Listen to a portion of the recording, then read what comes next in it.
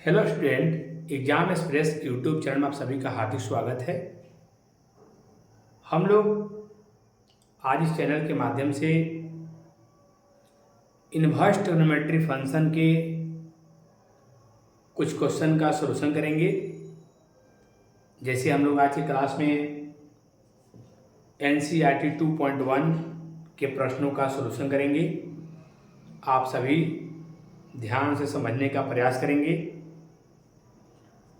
Inverse trigonometry function NCERT 2.1 के solution के लिए सबसे पहले आप लोगों को कुछ बेसिक जानकारी होना चाहिए। बेसिक जानकारी जैसे इन्वर्स ट्रिग्नोमेट्री फंक्शन का बेसिक जानकारी जैसे यहाँ साइन है, यह साइन इन्वर्स है और यहाँ पर आप लोगों का साइन एक्स है। साइन इन्वर्स साइन एक्स है तो यहाँ पर एक्स आप लोग का आंसर आएगा। Sine inverse sine x is equal to x होता है। कब ये कब होता है? जब एक्स बिलोंग्स करता है -π/2 से लेकर के +π/2 में। जब एक्स बिलोंग्स करेगा -π/2 से +π/2 में, तब जाकर के sine inverse sine x equal to x कहलाएगा। उसी तरीके से अगर आप लोगों का यहाँ पर कॉस इनवर्स दिया गया और यहाँ पर कॉस एक्स आ गया तो आपको यहाँ पर एक्स मिलेगा। कॉस एक्स आ गया तो यहाँ पर क्या मिलेगा? आपको एक्स मिलेगा। कब? जब एक्स का वैल्यू 0 से लेकर पाई तक में रहता है तब। तो इसी तरह से हर एक इन्वर्स ट्रिग्नोमेट्री फंक्शन में इसी तरह का रूल काम करता है। सब में यही बात है। tan का देखिए कैसे tan इनवर्स, बहुत सारा आप लोगों को बात बताया गया इन्वर्स ट्रिग्नोमेट्री फंक्शन में, तो बात को ध्यान में रखेंगे और बात को ध्यान में रख करके आपको काम करना है। तो इन्वर्स ट्रिग्नोमेट्री फंक्शन के डोमेन एंड रेंज का मैंने क्लास लिया है, उस पर थोड़ा सा आप लोग देख लेंगे। यही डोमेन एंड रेंज लिखते जाएंगे। तो tan inverse tan x equal to x ऐसा कब करना है? जब x का वैल्यू -90 और +90 के बीच में होगा तब करना है। ठीक है। अब यहाँ से आप लोग बात को समझने का प्रयास करेंगे। कुछ और भी रूल इसमें हैं, जैसे कुछ और भी इसमें रूल आएंगे। जैसे मान लीजिए कि इन्वर्स ट्रिग्नोमेट्री फंक्शन में आपको इसका समस्या आएगा।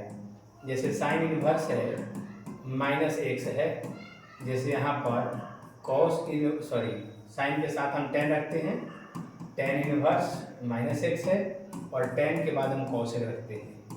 ये तीनों का जो रूल है वो लगभग एक जैसा होता है, यानी तीनों में माइनस को हम बाहर निकालते हैं, तीनों में माइनस को हम बाहर कर सकते हैं। और तीन इन्वर्स ट्रिग्नोमेट्री फंक्शन ऐसे हैं जिसमें आप माइनस को बाहर नहीं निकालते हैं, उसके लिए हम लोग पाई यूज करते हैं। इसके माइनस को बाहर करने के लिए हम लोग पाई यूज करते हैं। क्या यूज करते हैं? इसके माइनस को बाहर करने के लिए हम लोग पाई यूज करते हैं। ये आप लोग ध्यान रखिएगा, ठीक है ना। यानी इसके माइनस को बाहर करना है तो आपको पाई लगाना होगा। एक बात ध्यान में रखिएगा कि किसके माइनस के लिए पाई का यूज होता है। किसके अंदर में माइनस होगा तो उस माइनस को कैलकुलेट करने के लिए पाई का प्रयोग करेंगे। तो बात को आप समझ गए होंगे कि साइन टैन और कॉसेक के माइनस को बाहर करने के लिए डायरेक्ट माइनस बाहर आता है। ये सारा के सारा मैंने अपने चैनल पर प्रूव भी किया है कि क्यों माइनस बाहर आता है और क्यों पाई लगता है। अपने चैनल पर सारा एथेंटिक जानकारी आपको दिया है, आप अच्छा से देखिए, ठीक है ना। इसका रीजन भी है कि क्यों माइनस लगता है और क्यों पाई लगता है, ठीक ना। ये डोमेन एंड रेंज का सब खेला है यहाँ पर, समझिएगा। तो डोमेन एंड रेंज का सारा यहाँ पर खेला चल रहा है कि माइनस के लिए इन तीनों के साइन टैन और कॉसेक के माइनस के लिए माइनस को बाहर निकाल सकते हैं और इनके माइनस के लिए आप पाई यूज कर सकते हैं। पाई के बाद आप माइनस बाहर निकाल सकते हैं, ठीक है। इतना चीज आप लोग ध्यान में रखेंगे, ठीक ना। अब यहाँ पर आगे हम नेक्स्ट में चलते हैं, ध्यान दीजिएगा। नेक्स्ट में एक और बात याद रखिएगा, इस एक्सरसाइज को बनाने के लिए जैसे कभी भी पाई आएगा तो पाई का मतलब 180 डिग्री हम कहते हैं, और यहाँ पर π/2 आएगा तो π/2 का मतलब 90 डिग्री, और अगर π/3 आता है कहीं लिखते हैं तो π/3 का मतलब 60 डिग्री, और कहीं अगर हम π/4 लिखते हैं तो π/4 का मतलब 45 डिग्री, कहीं अगर हम π/6 लिखेंगे तो इसका मतलब होगा 30 डिग्री। ठीक है ना, ये ध्यान रखिएगा कि पाई का मतलब 180 डिग्री, π/2 का मतलब 90 डिग्री, π/3 का मतलब 60 डिग्री, और π/4 का मतलब क्या है 45 डिग्री, और π/6 का मतलब 30 डिग्री। इतना ध्यान में रखिएगा। इतना जानकारी के साथ आपका 2.1 का सोल्यूशन हो जाएगा। ठीक है ना, आइए हम आते हैं क्वेश्चन पर। क्या है क्वेश्चन, देखिएगा ध्यान से आप समझिएगा। ठीक ना, आइए हम आते हैं क्वेश्चन पर। ठीक है, चलिए आपका NCERT 2.1 का क्वेश्चन है। आपका बुक हम ले लिए हैं और बुक से 1 बाई 1 करके हम क्वेश्चन का सॉल्यूशन करेंगे। बाबू साइन इनवर्स -1/2 दिया है। मैंने अभी बताया बाबू कि साइन के माइनस को सीधे बाहर कर लेना होता है और यहाँ बचेगा 1/2। अब साइन में 1/2 जो है, अब इसके लिए हम क्या यूज करेंगे, जो साइन में 1/2 है इसके लिए हम यूज करेंगे साइन 30 डिग्री, क्योंकि साइन 30 डिग्री का वैल्यू 1/2 होता है। साइन 30 डिग्री का वैल्यू 1/2 होता है, और 30 डिग्री को हम अभी बोले थे मैंने, तो अभी मैंने आपको बताया था बाबू, अभी मैंने आपको बताया था कि 30 डिग्री को हम लोग क्या कहेंगे, π/6 कहेंगे। क्या कहेंगे, π/6 कहेंगे। ठीक है ना, तो यहाँ पर 30 डिग्री के बदले में हम यहाँ पर क्या यूज करेंगे, रेडियन यूज करते हैं, π/6 कहेंगे। तो sine inverse sine x equal to x होता है। इस तरीके से इसका आंसर -π/6 हो जाएगा। आपका जो दूसरा क्वेश्चन दिया है वो दिया है cos इनवर्स √3/2। इसका प्रिंसिपल वैल्यू निकालना है, इसका मुख्य मान निकालना है। ठीक है, कुछ नहीं करना है। ये cos में कितना का वैल्यू है, ये आप लोग के cos में, ये cos में किसका वैल्यू है, cos में ये 30 का वैल्यू है।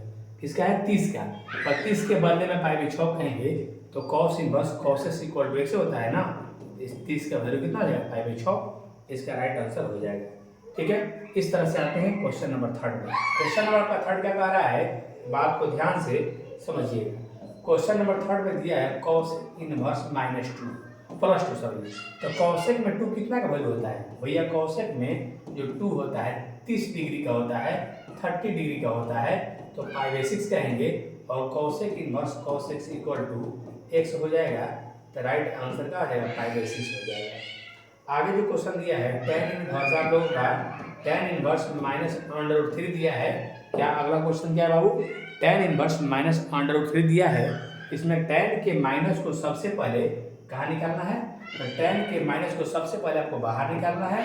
इसके बाद में tan इनवर्स √3 हो जाएगा, और यहाँ पर आपको माइनस का माइनस tan इनवर्स √3 है, तो √3 किसका होता है, 60 डिग्री का, और 60 का बोलते हैं π/3। मैंने आपको अभी बताया था कि 60 डिग्री को हम लोग क्या कहते हैं, π/3 कहते हैं। 60 डिग्री को क्या बोलते हैं बाबू, π/3 कहते हैं। इसलिए हम यहाँ पर 60 डिग्री के बदले में π/3 यूज कर लिए हैं, और यहाँ पर आंसर हो गया -π/3, आपका राइट आंसर हो जाएगा। ठीक है, आते हैं क्वेश्चन नंबर 5 में। क्वेश्चन 5 आपको क्या दिया हुआ है, बुक में आपका दिया है क्वेश्चन नंबर 5 cos इनवर्स -1/2। तो भैया cos के माइनस के लिए हम लोग पाई यूज करते हैं। cos के माइनस के लिए क्या लगाते हैं, देखिए यहाँ मैंने बताया cos के माइनस होगा, तो cos के माइनस के लिए क्या पाई लगाते हैं, यानी पाई हम यूज करते हैं। ठीक ना, क्या करते हैं, पाई। तो इसके माइनस के लिए यहाँ पर हम पाई लिखेंगे, और एक cos इनवर्स 1/2। cos में 1/2 कितना का वैल्यू है, 60 का वैल्यू है, 60 डिग्री का वैल्यू है ना, तो π/3 लिखेंगे। cos खत्म हो जाएगा, पाई माइनस π/3 हो जाएगा, 3 एलसीएम ले लेंगे तो 3π माइनस पाई, यानी इसका आंसर 2π/3 आपका राइट आंसर हो जाएगा। क्या हो जाएगा, 2π/3 आप लोग का राइट आंसर हो जाएगा। ठीक है, अब हम आगे चलते हैं क्वेश्चन नंबर नेक्स्ट की ओर, बात को समझने का प्रयास करेंगे। क्वेश्चन नंबर हम 6 में आते हैं। क्वेश्चन नंबर 6 क्या है, क्वेश्चन नंबर 6 में दिया है tan इनवर्स -1। तो भैया tan के माइनस को क्या करते हैं, हम tan के माइनस को क्या करते हैं पता है ना, tan के माइनस को सीधे बाहर निकालते हैं। tan के माइनस को सीधे बाहर निकालते हैं, पता है ना आप लोग को। तो tan के माइनस को सीधे बाहर निकालते हैं, तो इसको tan के माइनस को सीधे बाहर रखेंगे, 1 आ गया। तो tan में 1 कितना का वैल्यू है बाबू? tan में 1 है 45 का वैल्यू है 45 का। तो 45 को रेडियन में π/4 बोलते हैं ना, तो माइनस π/b का हो जाएगा इसका 4 के tan इनवर्स tan x के फॉर्म में रहता है, तो इसका आंसर x हो जाता है। तो यहाँ पर माइनस π/4 आप लोग का राइट आंसर हो जाएगा। आते हैं क्वेश्चन नंबर 7 की ओर। आइए, आप लोग का क्वेश्चन नंबर 7 क्या दिया है, बात को समझिएगा। यहाँ है सेक इनवर्स 2/√3। क्या है? Sec inverse 2/√3। तो सेक इनवर्स 2/√3 किसका वैल्यू है? ये 30 का वैल्यू है। किसका है? 30 का है। और 30 के बदले π/6 लिखेंगे तो राइट आंसर π/b का हो जाएगा 6 हो जाएगा। आते हैं क्वेश्चन नंबर नेक्स्ट, यानी कि क्वेश्चन नंबर 8 की ओर। यहाँ दिया है कॉट इनवर्स √3। तो कॉट इनवर्स √3, तो कॉट में बाबू √3 किसका वैल्यू है? कॉट में √3 30 का है, यानी कि 30 डिग्री का है। इसको रेडियन में हम लोग π/6 कहते हैं। आप लोग का राइट आंसर हो जाएगा। तो बस किसका वैल्यू है उसको रेडियन में क्या बोलते हैं बैठाते जाना है, और एकदम तुरंत प्रिंसिपल वैल्यू यानी मुख्य मान निकालते जाना है। एक चीज़ और इसमें है कि माइनस का अप्लाई करना है। तो माइनस कैसे अप्लाई करना है ये आपको देखना है। जैसे साइन है, टैन है, कॉसेक है, उसका माइनस डायरेक्ट बाहर निकाल लेते हैं और बाकी का पाई लगाते हैं। जैसे कॉस है, कॉट है, सेक है, उसमें माइनस आएगा तो क्या लगाते हैं हम लोग? पाई यूज करते हैं। बात को ध्यान से समझने का प्रयास करेंगे आप लोग। 9 है आपका। 9 क्वेश्चन क्या है बाबू? तो 9 क्वेश्चन है एकदम काफ़ी इजी है, ठीक है बाबू। 9 क्वेश्चन आपका है, इसमें माइनस के लिए पाई लगाएंगे हम लोग, और पाई यूज करने के बाद में 1/√2 हो जाएगा। और यहाँ पर 1/√2 कॉस में किसका वैल्यू है पता है ना? कॉस में है π/4 का वैल्यू है। ये खत्म हो जाएगा कॉस पाई माइनस π/4 हो जाएगा। और इसके बाद में 4 हम एलसीएम लेंगे तो 4π माइनस पाई, यानी इसका आंसर 3π/4 आ जाएगा। चलिए क्वेश्चन नंबर 10 का आंसर आप लोग खुद से कीजिए। क्वेश्चन नंबर 10 का आंसर आप लोग खुद से कीजिए और जल्दी से कमेंट बॉक्स में आप लोग छाप दीजिए आंसर। कितना का वैल्यू बताइए? कॉसेक में -2 में है, यानी कि -√2 है, इसका कितना होगा आंसर? कॉसेक इनवर्स -√2 है, इसका आंसर कितना होगा? चलिए माइनस को बाहर निकाल लेंगे और यहाँ पर ये कॉसेक इनवर्स √2 हो जाएगा। और कॉसेक में √2 जो होता है वो किसका होता है? 45 का होता है। किसका होता है? 45। 45 का π/4 बोलेंगे, इसका राइट आंसर -π/4 हो जाएगा। ठीक है, आते हैं क्वेश्चन नंबर 11 में। क्वेश्चन नंबर 11 क्या है बात को समझिएगा बाबू, ठीक है ना। क्वेश्चन नंबर 11 कह रहा है कि tan inverse 1 plus cosec inverse -1/2 plus sine inverse -1/2, इसका वैल्यू क्या होगा? इसका वैल्यू क्या होगा पूछा गया है। तो इसको बनाने के लिए कुछ नहीं करना है, बहुत सिंपल सा नियम है कि tan में 1 जो होता है 45 का होता है। किसका होता है? tan में जो 1 है वो किसका है? 45 का वैल्यू है। tan में जो 1 है किसका है? 45 का वैल्यू है। और यहाँ पर देखिए साइन इनवर्स कॉस इनवर्स दोनों में सेम आपको दिया गया है वैल्यू -1/2 तो sine inverse x plus cos inverse x = π/2 होता है। तो यहाँ पर दोनों के बदले में हम यहाँ पर यूज कर सकते हैं प्लस में π/2, यानी कि tan इनवर्स 1 के बदले में आप लोगों का हो गया π/4, ये दोनों मिला के हो गया π/2, क्योंकि दोनों में सेम वैल्यू दिया हुआ है। तो sine inverse x plus cos inverse x = क्या होता है? π/2 होता है। आप लोग को मालूम होगा ये सब चीज़। चलिए तो यहाँ पर हम लोग यहाँ पर 4 एलसीएम लेंगे तो पाई प्लस में यहाँ पर 2π, यानी कि इस क्वेश्चन का आंसर धड़ल्ले से आ गया 3π/4। क्या आ गया? 3π/4। अब क्वेश्चन नंबर देखिए 12 क्या है, यहीं पर देख लेते हैं। कॉस इनवर्स आपको दिया हुआ 1/2 और इसके बाद में 2 इंटू में साइन इनवर्स 1/2 है ना बाबू। क्या करना है इसके लिए? कॉस में 1/2 कितना का वैल्यू है? 60 का है। और साइन में 1/2 कितना का वैल्यू है? 30 का है। बैठा दिए, 2 3 6 घटा दिए, यहाँ पे 3 एलसीएम ले लेंगे तो पाई या प्लस में पाई, इसका आंसर हो जाएगा 2π/3। इसका आंसर क्या हो जाएगा 2π/3 हो जाएगा। चलिए आगे चलते हैं। क्वेश्चन नंबर आप लोग का 13 क्या कर रहा है। 13 ऑब्जेक्टिव क्वेश्चन है, बोला है 13 ऑब्जेक्टिव क्वेश्चन बोला है इफ यानी कि यदि sine inverse x equal to Y है, sine inverse x equal to कितना है y है, तो अब इसमें x और y में रिलेशन पूछा गया है। तो इसमें x का जब वैल्यू पूछता है तो x का वैल्यू -1 से लेकर +1 होता है, और जब y का वैल्यू पूछेगा तो y का वैल्यू -π/2 से +π/2 होता है। इस क्वेश्चन का राइट ऑप्शन बी होगा, क्योंकि इसमें y का वैल्यू पूछा गया था। इसमें किसका वैल्यू पूछा गया था, y का वैल्यू पूछा गया था। ठीक है, आते हैं क्वेश्चन नंबर 14 में। क्वेश्चन नंबर 14 क्या कह रहा है, बात को समझिएगा। यहाँ कह रहा है कि tan इनवर्स क्या है, चलिए देखते हैं। 14 क्वेश्चन में क्या कह रहा है, देखिएगा। tan इनवर्स √3 है, tan इनवर्स होती है tan इनवर्स √3 है, और इसके बाद में ये सेक इनवर्स, इसके बाद सेक इनवर्स -2 है। क्या है, सेक इनवर्स -2 है। बाबू समझिएगा बढ़िया से, ठीक ना। तो यहाँ पर ये हो गया हमने कि tan इनवर्स।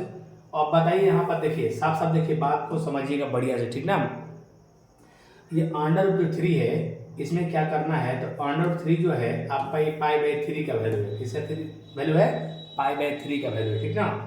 और इसके बाद में ये पाई माइनस, क्योंकि माइनस के लिए क्या लगाते हैं, पाई लगाते हैं ना, माइनस के लिए पाई लगाते हैं। तो यहाँ पर 2 हो गया, और सेक में 2 जो होता है वो हो गया π/3 का वैल्यू होता है। ठीक है, ये हो गया π/3, और ये हो जाएगा 3π में से 1 पाई जाएगा तो 2π/3 आएगा। यहाँ पर हम 3 एलसीएम लेंगे तो आप लोग का π - 2π, यानी कि इस क्वेश्चन का आंसर -π/3 आएगा। इस क्वेश्चन का आंसर कितना आएगा, -π/3, यानी कि राइट ऑप्शन इसका भी बी ऑप्शन सही है। ठीक है, तो इस तरीके से देखिए आप लोग एक्सरसाइज 2.1 का सॉल्यूशन देख लिए हैं। ठीक है, अब आप लोग इसी तरीके से एक्सरसाइज 2.2 का सॉल्यूशन देखेंगे। तो हमारे कहने का मतलब हो गया, ध्यान दीजिएगा, हमारे कहने का मतलब कि आप लोग एक्सरसाइज 2.2 का, एक मिनट, एक्सरसाइज 2.2 का सॉल्यूशन आप लोग देखेंगे। तो इस क्लास में इतना ही तक रहने दे रहे हैं, और नेक्स्ट क्लास में आप लोग का 2.2 करा देंगे। 2 का मिसलेनियस एक्सरसाइज है, यानी 2 का विविध प्रश्नावली, उसको भी करा देंगे। इसी तरह से एनसीईआरटी के चैप्टर वाइज हर एक चैप्टर में हर एक एक्सरसाइज का आपको वीडियो प्रोवाइड कराएंगे हम। आप हमारे चैनल पर जुड़े रहिए। आज की वीडियो में इतना ही तक। इसके बाद 2.2 आपको लोग का इसके जस्ट मिल जाएगा इसके बाद में। तो आप सभी को हमारी तरफ से बहुत बहुत धन्यवाद। आज इतना ही।